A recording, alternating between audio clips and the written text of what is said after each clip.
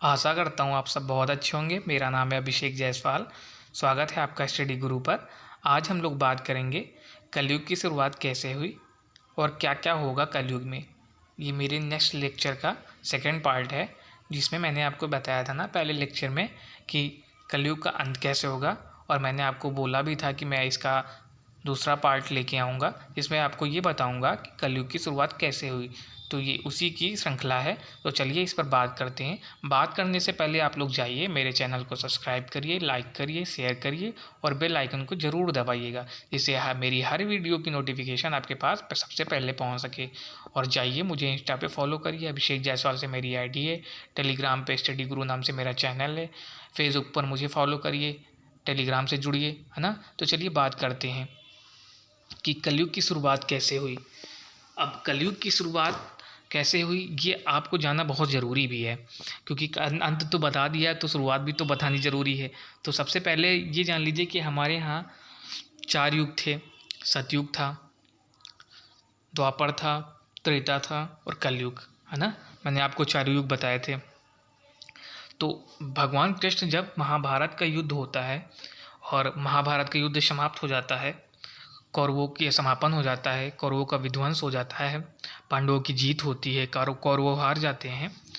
तो जब पांडव राजपाट ग्रहण कर लेते हैं, राजपाट करते हैं, लगभग उन्होंने 35 साल राजपाट किया, शासन किया। ऐसा नहीं कि वो तुरंत ही जब जीत गए तो चले गए, वन को प्रस्थान कर गए थे, नहीं। उन्होंने 35 साल तक शासन किया। उनके शासन में, उनके समय अच्छे से धर्म की स्थापना हुई। हर जगह धर्म ही धर्म था, सत्यता थी, ईमानदारी थी। भगवान कृष्ण को तो गांधारी ने श्राप दे दिया था कि जैसे मेरे कौरव वंश का नाश हुआ है वैसे ही आपके यदुवंश का भी नाश हो जाएगा। तो भगवान ने गांधारी के श्राप को ग्रहण कर लिया था, क्योंकि भगवान की तो ये सब लीला है। देखो, भगवान सब भगवानी लीला रचता है और उसी के अकॉर्डिंग सब कुछ होता है ना। तो भगवान जब भाई उधर द्वारिका चले गए और कुछ समय बाद यदुवंशों का नाश हो गया, तो भगवान भी पृथ्वी पर थे। तो उन देखो, भगवान जब अवतरित होते हैं तो मनुष्य शरीर में अवतरित होते हैं, और भगवान कहते हैं कि यहाँ पे मृत्यु लोक है, मृत्यु लोक में मृत्यु निश्चित है। तो भगवान भी जब मनुष्य शरीर में आते हैं तो उसका भी एक टाइम पीरियड फिक्स होता है कि हाँ, इस कार्य के बाद भगवान को भी जाना होता है अपने धामों को। तो भगवान जब कृष्ण भगवान के अवतार में थे, ये श्राप तो एक बहाना था, श्राप था उनको। यदुवंश का नाश हुआ, भगवान वन में लेटे हुए थे और एक बहेलिए यानी जो होता है शिकारी होता है, उसके द्वारा बाण लगने से उनके पैर में, और उन्होंने अपना शरीर को त्याग दिया था। तो भगवान जब इस पृथ्वी से चले गए, फिर जब भगवान चले गए तो इसी के गम में पांडवों ने कहा कि अब हमें भी स्वर्ग को प्रस्थान करना चाहिए। अब हम लोगों ने राजपाट कर लिया है, धर्म की स्थापना हो गई, सब कुछ अच्छा चल रहा है, कुछ भी गड़बड़ नहीं है। तो जो अर्जुन का पुत्र था अभिमन्यु, और अभिमन्यु का पुत्र, अभिमन्यु तो युद्ध में मारे गए थे, तो अभिमन्यु का पुत्र था राजा परीक्षित, यानी पांडवों का पोता। तो पांडवों ने अपने पोते को, युधिष्ठिर जी ने अपने पोते परीक्षित को अपना सारा धर्म राजपाट सौंप दिया, और वो लोग वहाँ से प्रस्थान कर गए हिमालय की कंदराओं में, स्वर्ग के लिए प्रस्थान कर गए। तो जब जाने लगे थे तो आगे युधिष्ठिर ने वो धर्म के ही प्रतीक थे, उन्होंने धर्म क्या रूप धारण कर लिया था। फिर वो और सारे पांडव चले गए थे, तो राजा परीक्षित शासन कर रहे थे। उनके शासन में बढ़िया सब कुछ चल रहा था, कोई भी किसी प्रकार की कमी नहीं थी। हर जगह धर्म की स्थापना पहले ही हो गई थी भगवान के टाइम से, तो धर्म की स्थापना उनके भी समय में थी। हर जगह सत्यता थी, ईमानदारी थी, सब लोग खुशी से जीवन व्यतीत कर रहे थे, कहीं दुख का अभाव नहीं था। सारे यज्ञ आदि कर्म हो रहे थे, सब कुछ होता था, कहीं किसी प्रकार का दुख था ही नहीं, समझ लीजिए। तो फिर अब कलयुग आता है।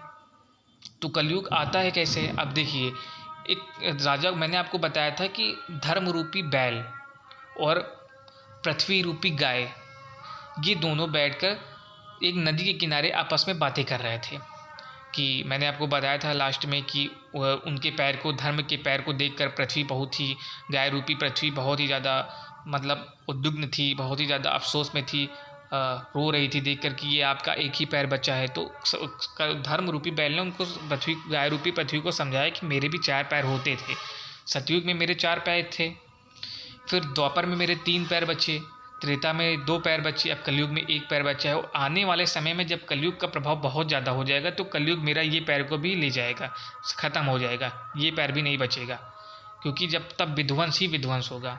तो पृथ्वी रूपी गाय ने कहा कि जब आप सब कुछ इतना जानते हैं तो फिर आगे आपको तो ये भी पता है कि मेरे ऊपर तो पूरा बुरी शक्तियों का शासन होने वाला है, बुरी आत्माओं का शासन होने वाला है। तो धर्म रूपी बैल ने कहा मुझे पता है। उतने में ही उधर से कलयुग वेश बदलकर एक ब्राह्मण ऋषि के रूप में आता है और गाय रूपी पृथ्वी को और धर्म रूपी बैल को मारने लगता है। इधर से राजा परीक्षित शिकार करके वन से आ रहे थे तो उन्होंने देखा कि ये ब्राह्मण रूपी बैल ब्राह्मण था कलयुग, वो बैल को और सबको गाय को मार रहा था। तो वो तुरंत आए और उन्होंने अपनी तलवार निकाली और जैसे ही कलयुग को मारने का प्रयास किया, कलयुग ने देख लिया कि राजा परीक्षित आ गए हैं तो वो तुरंत उनके चरणों में गिर गया और बोला मुझे क्षमा कर दीजिए महाराज, मैं अब ऐसी गलती नहीं करूँगा।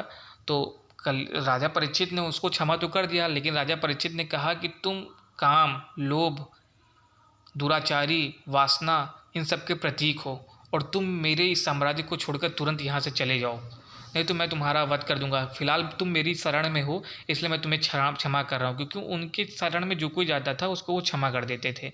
तो कलयुग ने कहा ठीक है प्रभु, मैं चला जाऊँगा, लेकिन मैं रहूँ कहाँ? मैं आ गया हूँ पृथ्वी तो मैं रहूँ कहाँ? आपका तो हर जगह पूरी पृथ्वी पर आपका ही राज्य है और मैं जाऊँ कहाँ फिर? मैं कहाँ रहूँगा?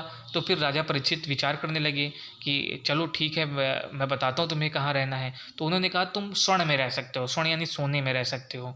तो जैसे ही कलयुग ने ये बातें सुनी तो बहुत ज़्यादा ही खुशी हो गया। तो उसने कहा ठीक है मैं स्वर्ण में ही रहूँगा। फिर वहाँ से वो तो चला गया। फिर जब राजा परीक्षित गाय रूपी पृथ्वी को और धर्म रूपी बैल को देखते हैं और उन्हें प्रणाम करते हैं, कहते हैं कि मैं माता आपको पहचान गए हूँ, आप पृथ्वी माँ हैं, आप स्वयं धर्म के प्रतीक हैं, आपको कौन नहीं पहचानेगा। तो वो उन लोगों से आशीर्वाद लेकर चले जाते हैं। फिर दूसरे दिन जब राजा परीक्षित शिकार खेलने वन को जाते हैं तो वो शिकार खेलकर वन से आ रहे होते थे, बहुत ज़्यादा थक गए होते हैं। उधर फिर से कलयुग आता है, पृथ्वी में प्रवेश करता है और राजा के स्वर्ण में जाकर यानी उनके मुकुट जो स्वर्ण का होता है उसमें जाकर प्रवेश कर जाता है और जैसे ही स्वर्ण पे बैठता है तो राजा के बुद्धि को वो घुमा देता है। अब देखो कलयुग का प्रभाव हो गया ना, कि स्वर्ण मस्तक पे बैठ गया, वो स्वर्ण मुकुट पे बैठ गया और मुकुट सर पे ही लगाते हैं तो कलयुग का प्रभाव हो गया, उसने राजा की बुद्धि को घुमा दिया। राजा अब प्यास के मारे एक ऋषि के आश्रम में पहुँचे और ऋषि से पानी मांगने लगे कि मुझे पानी दो, मुझे प्यास लगी है, मुझे खाना दो, मुझे भूख लगी है। उसी समय वो ऋषि ध्यान मुद्रा में बैठे थे, योग कर रहे थे, तपस्या में लीन थे। तो बहुत देर तक पानी मांगा, नहीं मिला। तो अब देखो कलयुग का प्रभाव इसी जगह पे देखो। तो राजा के माइंड को उन्होंने उनके माइंड को अपने वश में कर लिया, घुमा दिया। अब उस पर कलयुग हावी हो गया है तो कलयुग उनसे करवाता है। तो वो राजा क्रोधित होकर उस ऋषि के पास में वहाँ पे एक मरा हुआ सर्प पड़ा था, उसको उठा के उनके गले में डाल देते हैं। तो उन्हीं के पुत्र थे ऋषि श्रृंगी, जो बहुत ही तेजस्वी और ओजवान थे। तो ये जब घटना होती है तो वहीं पर आश्रम के कुछ सहपाठी उनके जाके वो किसी नदी में स्नान कर रहे होते हैं तो उनके पास जाकर उन्हें बताते हैं कि आपके पिता के गले में तपस्या कर रहे थे, राजा परीक्षित ने आकर एक मरे हुए सर्प को डाल दिया है, उनकी तपस्या को खंडित कर दिया है। तो अब वो वहाँ से क्रोधित होकर आते हैं और राजा परीक्षित को श्राप दे देते हैं कि आज से 7 दिन बाद आपके सर्प काटने से आपकी मृत्यु हो जाएगी। तो जब ये बात श्राप दे देते हैं तो तब वो ऋषि अपनी आंखें खोलते हैं और बोलते हैं बेटा तुमने ये क्या किया, ये तो धर्म के स्वयं प्रतीक हैं। और उसी समय कलयुग उनके मस्तक से हट जाता है। जब वो ये देखते हैं सुनते हैं तो उनको खुद ही बहुत आश्चर्य होता है कि मैंने ये क्या कर दिया, मैंने सर्प कैसे डाल दिया। तभी वो क्षमा याचना करने लगते हैं। जब तक वो ऋषि उनसे बताते हैं कि धर्म के स्वयं प्रतीक हैं, इनसे तो ये घटना हो ही नहीं सकती, ये तो कलयुग का प्रभाव है, कलयुग के द्वारा ही इनके द्वारा मस्तिष्क का हरण हो गया है और उन्होंने ये काम करवाया है। तो वो ऋषि फिर उनसे क्षमा मांगते हैं। लेकिन अब जब श्राप दे दिया गया तो श्राप को तो प्रभावी होना था, अब कलयुग का तो आना था, कलयुग का प्रवेश तो हो ही गया था धरती पे। फिर उसी 7 दिन बाद सर्प के काटने से राजा परीक्षित की मृत्यु हो जाती है। जब राजा परीक्षित की मृत्यु हो जाती है तो फिर धर्म तो समझो खत्म ही हो गया। राजा परीक्षित ही धर्म के रूप में थे, ईमानदारी के रूप में थे, सत्यता के रूप में थे, सब कुछ खत्म हो गया, त्रेता युग का अंत हो गया। वहीं से कलयुग की शुरुआत हो जाती है। कलयुग का प्रभाव पूरे कलयुग आ जाता है पृथ्वी पर और अपना पूरा प्रभाव फैला देता है, हर जगह बुराइयाँ सब चीज़ व्याप्त कर देता है, पूरे विध्वंस रूप में वो अपना प्रभाव दिखाने लगता है। वहीं से कलयुग की शुरुआत हो गई, वहीं से कलयुग आ गया। त्रेता युग खत्म हो गया, कलयुग की शुरुआत हो गई, क्योंकि कलयुग अब पृथ्वी पर आ गया है, कलयुग ने अपना प्रभाव जमा दिया है। अब धर्म और सत्यता खत्म, ख़त्म हो गया सब कुछ। तो वही है कि ये जो मैंने आपको नेक्स्ट लेक्चर में आपको बताया था कि कैसे इतना ज़्यादा विध्वंस हो गया। अभी तो 5,000 साल बीते हैं कलयुग के, बहुत लंबा टाइम है, 1 लाख साल इसके हैं। तो अभी तो और ज़्यादा क्या क्या होने वाला है, तो ये तो देखा ही जाएगा क्या क्या होगा क्या नहीं हो। अभी की बहुत चीज़ें हो रही हैं। तो इस तरह कलयुग का प्रभाव स्थापित हो गया धरती पर। तो अब भगवान भी आएंगे 10वें अवतार में, भगवान कल्कि का अवतार लेंगे और कलयुग का जब चरम हो जाएगा, चरम सीमा पे पहुंच जाएगा, तो इसका वध करेंगे। तो ये था मेरा नेक्स्ट लेक्चर, सेकंड लेक्चर। इसका कैसा लगा आप लोगों को ज़रूर बताइएगा, और मैं फिर इसकी श्रृंखला में और भी सीरीज़ लेते आता रहूँगा, आप लोगों को बताता रहूँगा। मिल